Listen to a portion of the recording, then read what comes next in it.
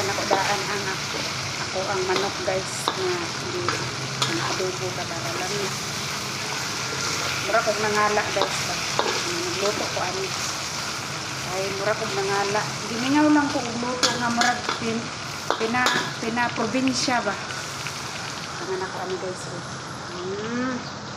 akong soy sauce ito ara luto si Alma nakahigayon og luto si Alma lami man gud guys butang agluy akagunot ayo ang manok walay langsa ba kung gusto mo walay langsa nga pagkaluto sa manok takupsi ninyo daan para nyo butang ninyo sa lamas ay isang pagbali-baliho ninyo ang karne wa joy langsa lunod na nato ning pampalasa takupsan ako na guys daan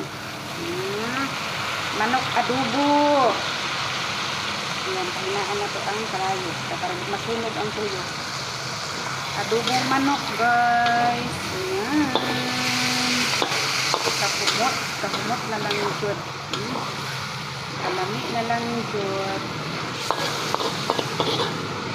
Panansa na ito, tubig gamay. Para lami.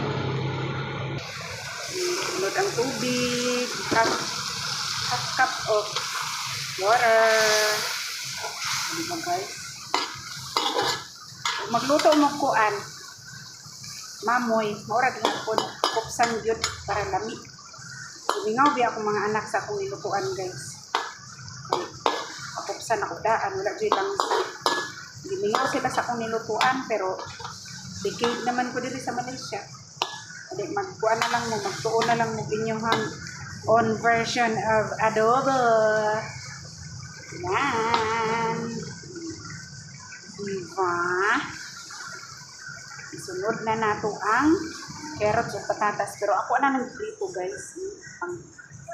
Pangpalaman na lang na siya. Prito.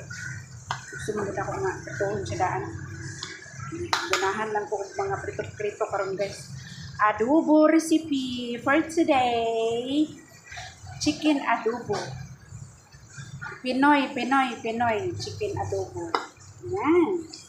Diba? Takupsan daan. Then, pag medyo hubas-hubas na ang tubig, so which means nagsuking na tanang ingredients, luto na siya.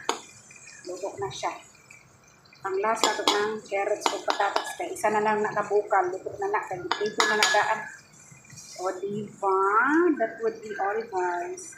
Have a blessed day everyone and enjoy your meals. Serve hot. Wala tayo ko nag-chili guys. Nag-try ko menu nga without chili. Kaya naman gupoy kauban ni biling pa og chili. So, respeto na to ang iyang request. Siya makaong chili. Kaya lisod po doon ako rin ma-enjoy sa akong giluto, no? Nga akong gisharean sa pagkaon kaya nagtukika kay nagdiwalwal ang dila o ang misiga ang mata sa kahalang. So kani, no chili today. Menu. Diba guys? Basta siya guys. Hintay sige sa kaunon guys. O diba? O diba? Ito na ang ating adobo guys. Yes. Thank you Lord for this blessing.